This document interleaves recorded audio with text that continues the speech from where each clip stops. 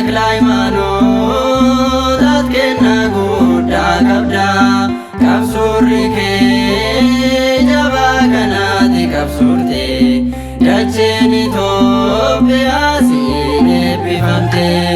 Uumamni kee garraamummaan kee addaa Takla Hayimaanoot ati kennaa guddaa qabdaa qabsurri kee jabaa kanaati qabsurte dacheen Itoophiyaa siin eebbifamte.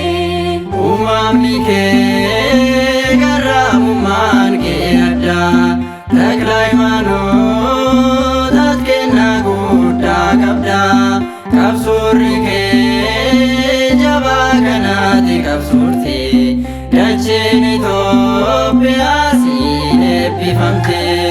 Uumamni kee garraamummaan kee addaa Takla Hayimaanoot ati kennaa guddaa qabdaa qabsurri kee jabaa kanaati qabsurte dacheen Itoophiyaa siin eebbifamte.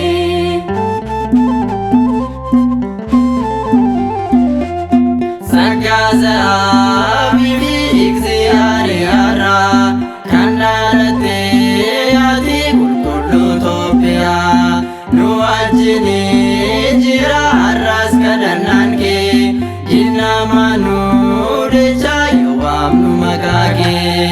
Uumamni kee garraamummaan kee addaa Takla Hayimaanoot ati kennaa guddaa qabdaa qabsurri kee jabaa kanaati qabsurte dacheen Itoophiyaa siin eebbifamte.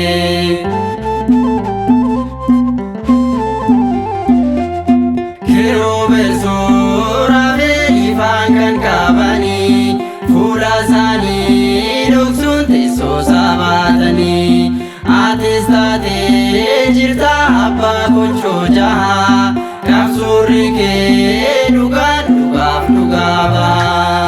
Uumamni kee garraamummaan kee addaa Takla Hayimaanoot ati kennaa guddaa qabdaa qabsurri kee jabaa kanaati qabsurte dacheen Itoophiyaa siin eebbifamte.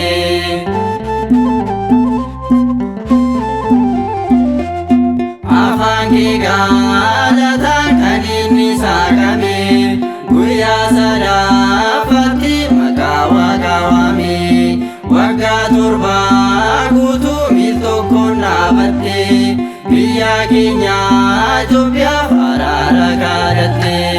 Uumamni kee garraamummaan kee addaa Takla Hayimaanoot ati kennaa guddaa qabdaa qabsurri kee jabaa kanaati qabsurte dacheen Itoophiyaa siin eebbifamte.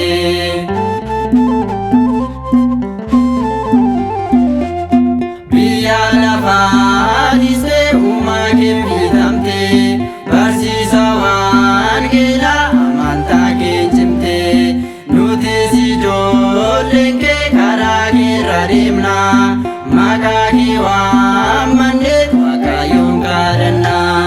Uumamni kee garraamummaan kee addaa Takla Hayimaanoot ati kennaa guddaa qabdaa qabsurri kee jabaa kanaati qabsurte dacheen Itoophiyaa siin eebbifamte. Uumamni kee garraamummaan kee addaa Takla Hayimaanoot ati kennaa guddaa qabdaa qabsurri kee jabaa kanaati qabsurte dacheen